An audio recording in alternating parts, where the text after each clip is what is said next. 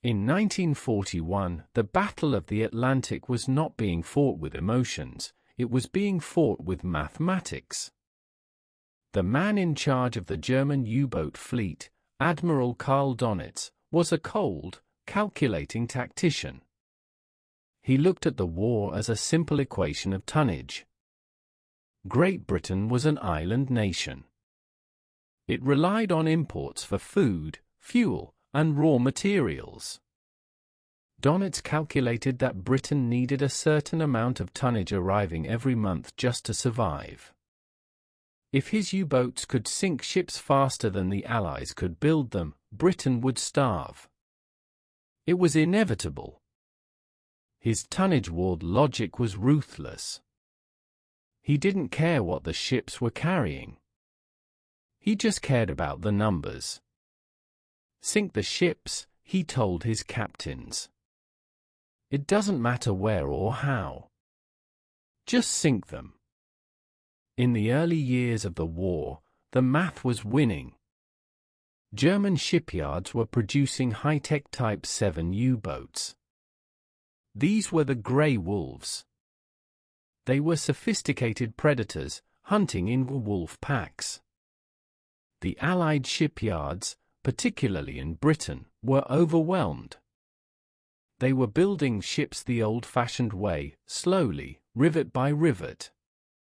When the United States entered the war in December 1941, Donitz was not impressed. He knew the Americans had a massive industrial base, but he believed they were disorganized and commercially minded. He dismissed the American shipbuilding capability. German intelligence reports described the U.S. shipbuilding industry as dormant. They noted that American labor unions were troublesome. They noted that the Americans were obsessed with profit, not efficiency. Donitz looked at the Atlantic Ocean and saw a shooting gallery. He believed that even if the Americans ramped up production, they would build complex, expensive merchant ships that would take 6 months to launch. In that time, his U-boats could sink 20. The German High Command scoffed at the idea of a bridge of ships. They believed that the U-boat was the ultimate blockade weapon. They laughed at the American hubris. Let them build, the German officers joked. It just gives us more targets. They had a point. In 1941, the U-boats were sinking Allied shipping at a catastrophic rate. The happy time, the period when U-boats roamed freely, was destroying the Allied lifeline. Donitz kept a tally on the wall of his headquarters in Kerneval. Every day, the tonnage number went up. Every day, the gap between ships needed and ships available widened. He was confident. He told Hitler that with 300 U-boats, he could strangle the British Empire into submission. He looked at the American entry into the war not as a threat, but as an opportunity to increase his score. He prepared Operation Drumbeat, a massive U-boat offensive against the American East Coast. He expected to find a soft, unprepared enemy. He expected to find a nation that couldn't build ships fast enough to replace the ones he was about to destroy. He was operating on the logic of World War I. He didn't realize that the rules of manufacturing were about to change. He didn't realize that the Americans weren't going to build ships the way the Germans built ships. They were going to build them the way they built cars. To win the tonnage war, the United States needed a ship. But not just any ship. They didn't need a fast ship. They didn't need a pretty ship. They didn't need a ship that would last for 20 years. They needed a ship that could be built now. The design came from a desperate British request. The British needed merchant vessels and brought a design to the U.S. Maritime Commission. It was an old design. Simple. obsolete. It used a reciprocating steam engine, technology that was decades old. Why? Because steam engines were reliable, easy to operate, and most importantly, easy to manufacture. Turbine engines were better, but they required precision gearing that was in short supply and needed for Navy warships. Steam engines could be built by factories that made farm equipment. The hull was a simple box with a pointy front. No complex curves. No graceful lines. When President Franklin D. Roosevelt first saw the blueprints, he didn't mince words. "I think this ship will do us very well," he said. And then he added, "She's a dreadful-looking object." He called it the ugly duckling. Time magazine called it a floating bathtub. But this ship, designated the EC-2 SC-1, was about to become the most important vessel in naval history. It was branded the Liberty Ship. The philosophy behind it was purely utilitarian. It was 441 feet long. It could carry 10,000 tons of cargo. It had a top speed of only 11 knots. This made it slow. Painfully slow. A surfaced U-boat could actually outrun it. The German captains, when they first saw Liberty ships through their periscopes, mocked them. They looked like sitting ducks. They were defenseless, lumbering giants. But the genius of the Liberty ship wasn't in its performance. It was in its producibility. The design was standardized down to the last bolt. Every winch, every door handle, every bunk bed was identical. This meant that a Liberty ship built in Maine could use parts from a Liberty ship built in California. It meant that crews didn't need specialized training for each ship. If you knew how to sail one Liberty, you knew how to sail them all. The critics, and there were many, said the ships were too slow. They argued that fast ships were needed to outrun torpedoes. But the planners did the math. Fast ships took twice as long to build and required engines that didn't exist in enough numbers. The logic was brutal: it is better to have two slow ships than one fast ship. Even if the U-boat sink one, the other one gets through. The Liberty ship was a disposable asset. It was designed with a lifespan of only 5 years. It was meant to survive the war, not the century. The Germans laughed at this disposable mentality. They built their ships to last. They viewed the Liberty ship as a symptom of American cheapness.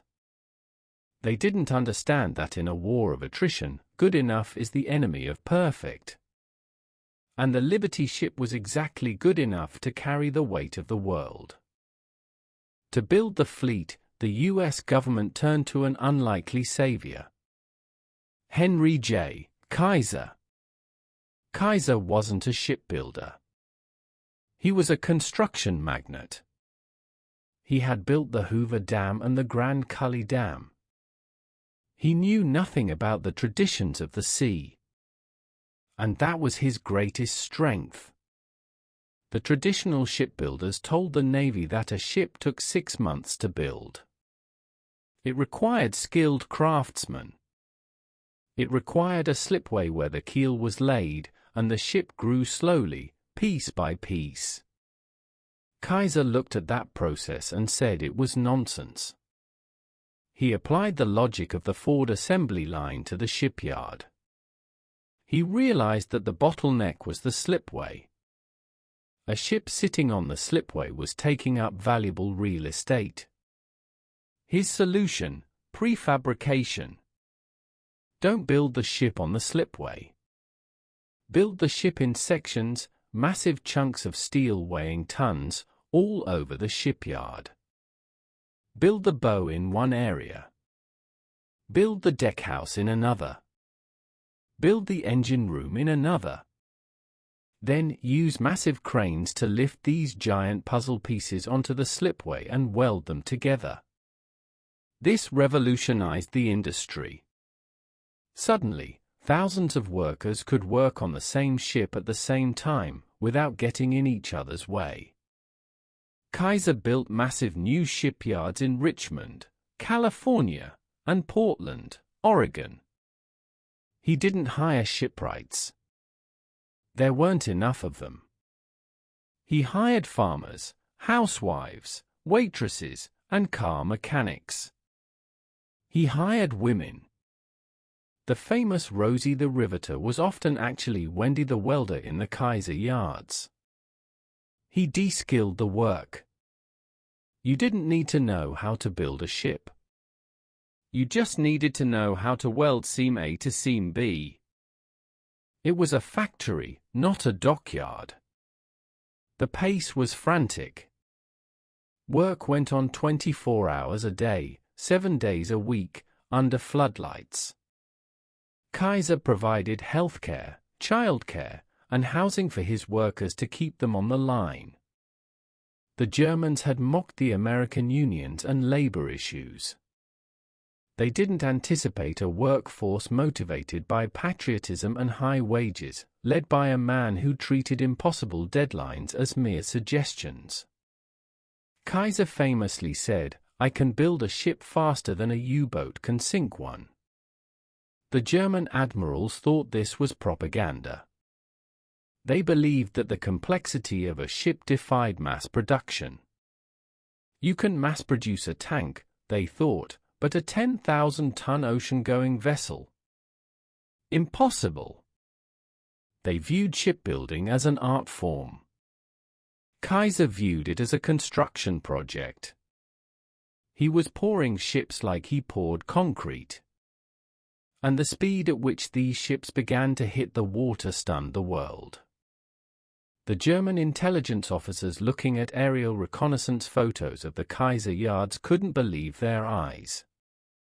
The slips were full one day, empty the next, and full again the day after. The Kaiser Revolution was the industrial counterattack to the U-boat wolf pack. The defining technical difference between the German view of shipbuilding and the American reality came down to how the metal was joined. For nearly a century, ships were held together by rivets. Riveting is a slow, laborious process. You need 3 people to drive a rivet, 1 to heat it, 1 to hold it, and 1 to hammer it. It is loud, physically exhausting, and requires a high degree of skill. Germany, and Britain to a large extent, still relied on riveting. Henry Kaiser and the U.S. Maritime Commission went all in on a newer technology, electric arc welding. Welding fuses the metal plates together directly. It is faster. Much faster. It is lighter because you don't have the overlapping steel plates required for rivets. And crucially, you can teach someone to weld in a few weeks. This allowed the U.S. shipyards to tap into a massive pool of unskilled labor. Women, who were thought to be physically unable to handle the heavy riveting hammers, proved to be excellent welders. They had the steady hands and patience required for laying a clean bead. The Germans mocked the all-welded ships. They called them cheap. They predicted they would fall apart in the heavy seas of the North Atlantic. They believed that welding made the ships brittle, a concern that would later prove partially true, but manageable. But the speed advantage was undeniable. While a German shipyard was hammering away, slowly building the skeleton of a U-boat, the American welders were zipping together Liberty ships at a furious pace. Welding allowed for prefabrication. You couldn't easily prefabricate riveted sections because lining up the holes was a nightmare. With welding, if the pieces didn't fit perfectly, you just cut a bit off or filled the gap with molten metal. It was rough and ready engineering. The finish on a Liberty ship was terrible by pre-war standards. The welds were ugly. The plates were sometimes misaligned. But it floated. And it carried cargo. The German engineers, obsessed with quality, looked down on this lack of craftsmanship. They spent thousands of man-hours finishing the welds on their U-boats to make them hydrodynamic and perfect. The Americans didn't care about hydrodynamic perfection. They cared about delivery dates. This speed war was the core of the conflict. It was a clash of philosophies. The German philosophy of quality and tradition versus the American philosophy of quantity and innovation. The Germans believed that a superior machine would win. The Americans believed that a good enough machine, available in infinite numbers, would win. As the sparks flew in the shipyards of California and Maryland, the rivets of the old world were being sealed in the coffin of history. The welded ship had arrived. And it was being built faster than the Germans could load their torpedo tubes. In early 1942, it seemed that Admiral Donit's mockery of American unpreparedness was entirely justified. While Henry Kaiser was just breaking ground on his new shipyards, the German U-boats arrived off the American East Coast. Donitz called it Operation Paukenschlag, Operation Drumbeat. The German crews called it the Second Happy Time. It was a slaughter. The Americans, despite watching the war for 2 years, were woefully unprepared for anti-submarine warfare. The coastal cities, Miami, Atlantic City, New York, refused to enforce blackouts. They argued it would hurt tourism. The result was that American merchant ships were silhouetted against the bright city lights, making them perfect targets for U-boats lurking in the dark waters further out. German captains couldn't believe their luck. They didn't even need to submerge. They could cruise on the surface at night, using their deck guns to save precious torpedoes. Tankers carrying vital oil from the Gulf of Mexico were torpedoed within sight of holidaygoers on beaches. Burning ships became a common sight along the eastern seaboard. In the first 6 months of 1942, U-boats sank nearly 400 ships in American waters. More merchant tonnage was sunk in this period than Britain had lost since the start of the war. The loss of life was appalling. The loss of cargo was catastrophic.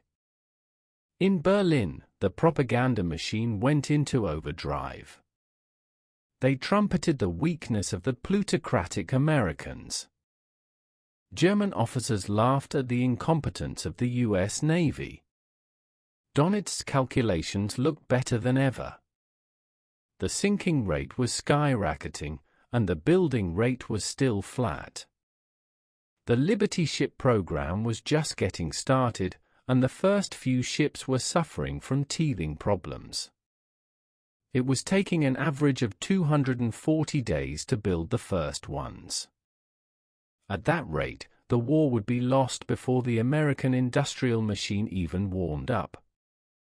Morale in the Allied merchant marine began to crack. Sailors were refusing to sail on certain routes.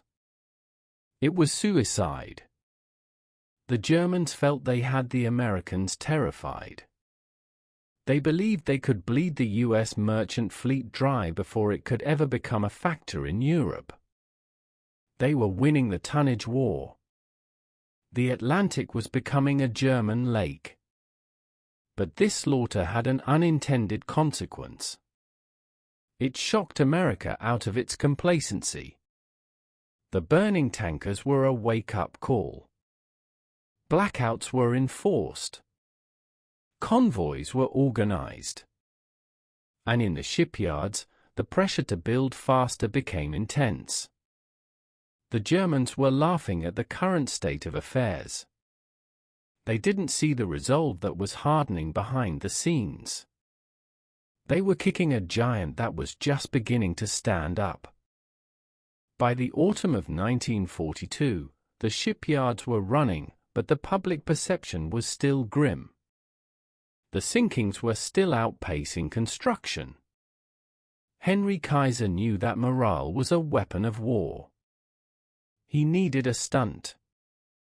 A demonstration of power that would silence the critics at home and terrify the enemy abroad.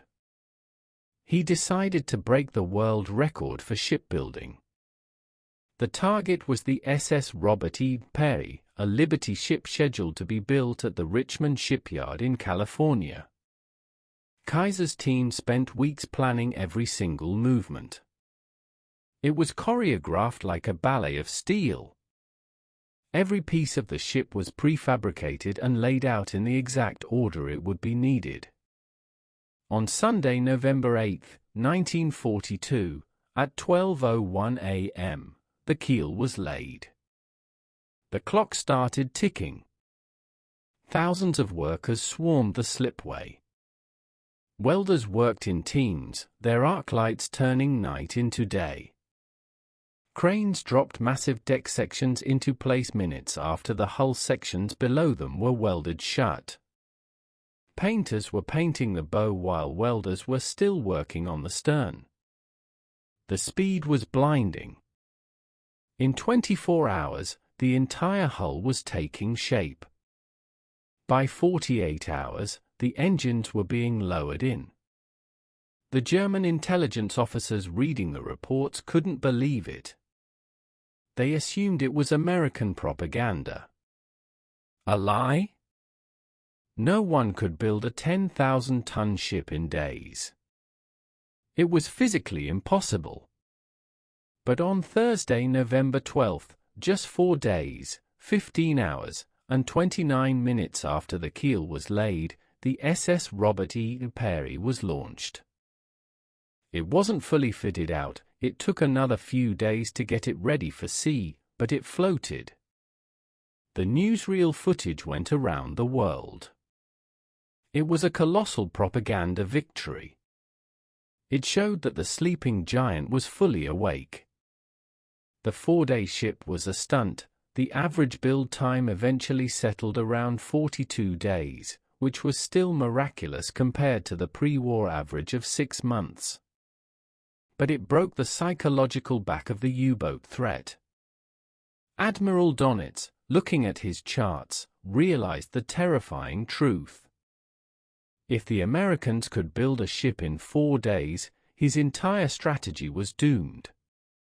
He could sink them as fast as he wanted. They would just build more. The German captains who had mocked the ugly ducklings now realized they were facing a hydra. Cut off one head, and 2 more appear. The industrial might of America had been demonstrated in undeniable, irrefutable steel. The laughter in the U-boat pens began to fade. Just as the Liberty ship program hit its stride, a crisis emerged that threatened to derail the entire effort. The German predictions that the all-welded ships were brittle and cheap suddenly seemed horrifyingly accurate. In the freezing waters of the North Atlantic, Liberty ships began to crack. It wasn't enemy action. It was the cold and the stress of the waves. On January 16, 1943, a brand-new T-2 tanker, built using the same welded methods as the Liberty ships, the SS Schenectady, was sitting at the dock in Portland, Oregon. It had just completed its sea trials. Suddenly, with a sound like a cannon shot, the ship split in 2 right down the middle. The bow and stern settled into the mud. It was a public relations disaster. If these ships couldn't even survive sitting at a dock, how could they survive a winter storm in the Atlantic carrying tanks and ammunition? Panic spread through the Maritime Commission. There were calls to stop the program. German propaganda had a field day. They broadcasted that American ships were death traps, built by incompetent amateurs. They claimed the welded seams were zippers that opened up in cold water. The problem was complex. Welding creates heat, which locks residual stress into the steel plates. When the steel gets very cold, it becomes brittle. If a small crack starts, perhaps from a tiny flaw in a hasty weld, the built-up stress can cause that crack to propagate instantly across the entire ship. It's called brittle fracture. Several Liberty ships broke in half at sea and sank, taking their crews with them. The entire bridge of ships concept was on the verge of collapse. But the American response was characteristic. They didn't abandon the technology, they fixed it on the fly. Engineers realized they needed to stop the cracks from spreading. The solution was deceptively simple. They riveted heavy steel straps, called crack arresters, along the deck and hull of the ships. If a crack started in the welded plates, it would hit the riveted strap and stop. It was a band-aid, but it worked. They also improved welding techniques, adding preheating to reduce stress. Crucially, they didn't stop production while they figured this out. They fixed ships that were already afloat and incorporated the changes into new ships being built. The German hope that American incompetence would save them was dashed.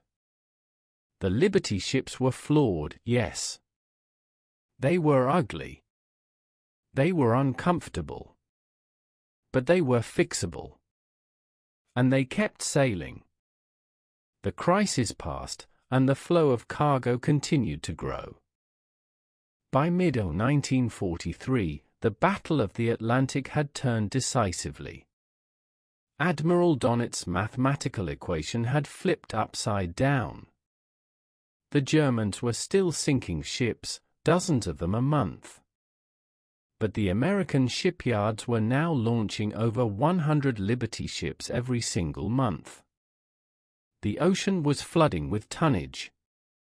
For the U-boat captain looking through his periscope, the scene had changed dramatically. 2 years ago, he would have seen a lonely, defenseless merchant ship. Now, he saw massive convoys of 60 or 70 ships, stretching from horizon to horizon. Many of them were Liberty ships, identical boxy silhouettes loaded deep with cargo. It should have been a target-rich environment.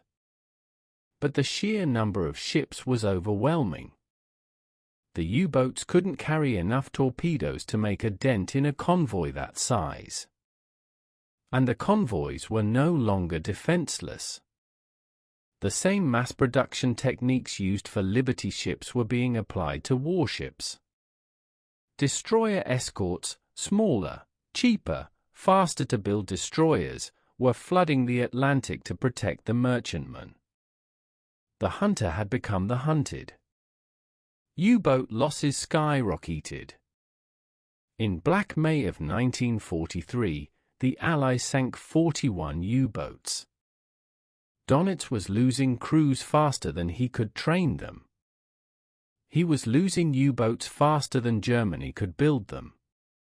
The German propaganda about starving Britain fell silent. Britain was overflowing with supplies.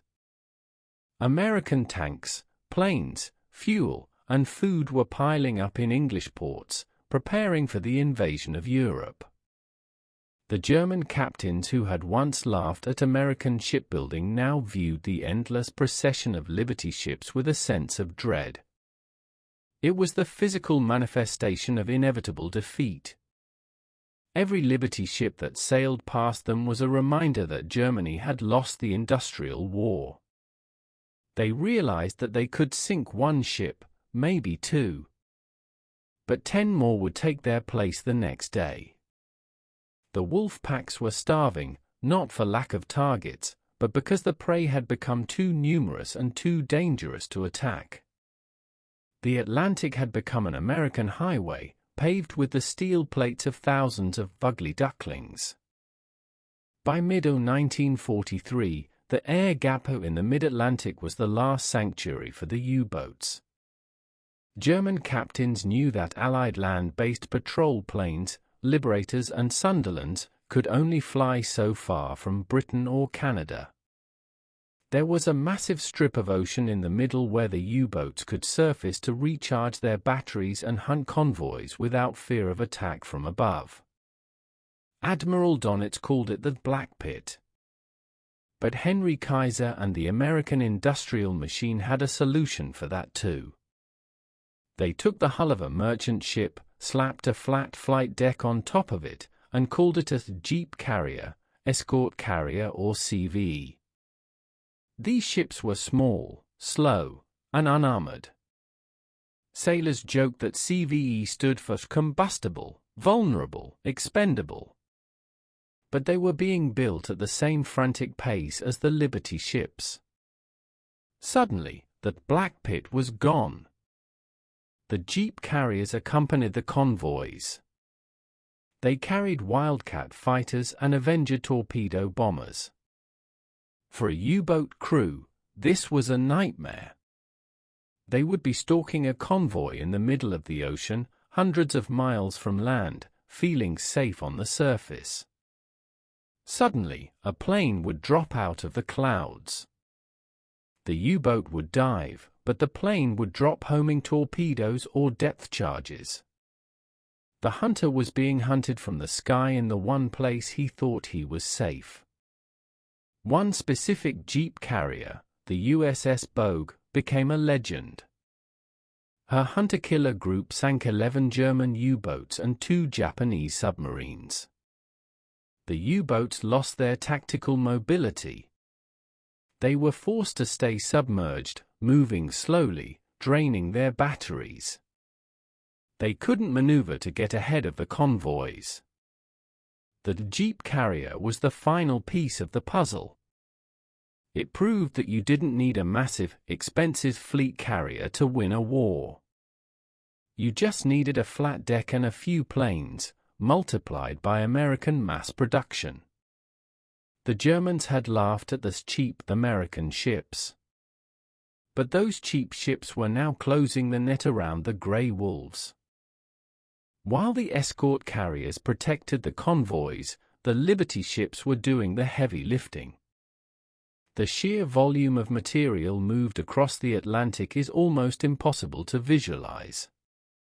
A single Liberty ship could carry 2,840 jeeps, 440 tanks, 230 million rounds of rifle ammunition.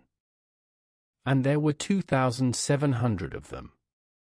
The Germans were fighting a war of scarcity. They were counting every shell, every gallon of fuel. The Allies were fighting a war of abundance. When a Liberty ship arrived in Liverpool or Murmansk, it was like a cornucopia opening up. They brought everything. They brought the locomotives that replaced the destroyed Russian rail network. They brought the high-octane fuel that powered the RAF Spitfires and US Mustangs. They brought the spam and powdered eggs that fed the British civilian population. One famous ship, the SS Richard Montgomery, wrecked in the Thames estuary, is still there today, loaded with 1,400 tons of explosives, a testament to the massive volatility of the cargo. The Germans tried to strangle this flow. They sank thousands of ships. But for every ship they sank, the cargo of 5 others got through. The logistics were overwhelming. The US Army in Europe didn't just have enough tanks, they had parking lots full of reserve tanks. They didn't just have enough ammo, they had mountains of it. This cargo of victory allowed the Allies to make mistakes. If a battle went wrong and they lost 50 tanks, it didn't matter. The replacements were already on the dock. The German commanders, reading reports of their own dwindling supplies, looked at the captured American manifests with envy and despair. They realized that they weren't just fighting soldiers, they were fighting an industrial avalanche. And the Liberty ship was the shovel that was burying the Third Reich. By 1944, the Battle of the Atlantic was effectively over. Admiral Donit's office, once a place of cool calculation, was now a place of gloom. The graph on the wall told the story. The red line, tonnage sunk, had collapsed. The U-boats were being slaughtered by radar, code-breaking, ultra, and air power. The blue line, new tonnage built, had gone vertical.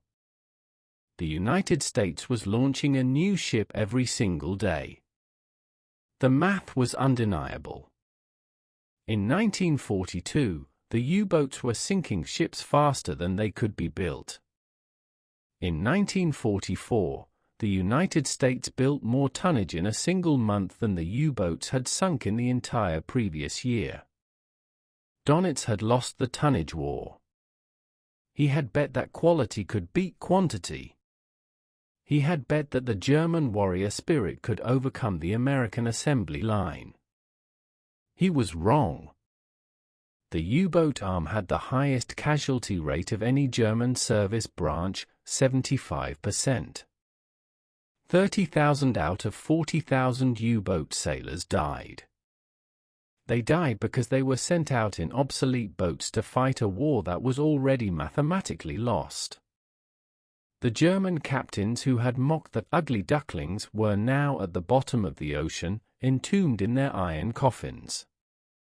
The American calculators, the production managers, the logistics officers, the welders, had won. They proved that in modern total war, the factory floor is just as important as the front line. The victory was not romantic. It was statistical. And it was absolute. When D-Day launched on June 6, 1944, it was supported by a fleet of ships that defied imagination. And behind the warships was the Bridge of Steel, a continuous line of Liberty ships stretching back to the United States. They formed a floating highway. After the war, the Liberty ships were tired. They were rusted. They were battered. They were 5-year ships, and their time was up. Many were sold to Greek shipping magnates, like Aristotle Onassis, and formed the basis of the modern global shipping industry. Others were scrapped or scuttled to form artificial reefs. But their legacy remains. The Liberty ship was the ugly, slow, disposable hero of World War II. It didn't have the glamour of a battleship or the sleekness of a submarine. But it did the one thing that mattered: it showed up. It showed up in the millions of tons. It showed up when Britain was starving. It showed up when Russia was collapsing. It showed up to carry the GIs to the beaches of France. The German officers had laughed at it. They called it a target. But in the end, the target became the hammer. The story of the Liberty ship is the story of how the free world mobilized its industry to crush fascism. It is the story of how the ugly duckling saved civilization. And as the sun set on the Atlantic in 1945, the ocean was empty of U-boats, but it was full of the boxy, relentless shapes of the ships that could not be stopped.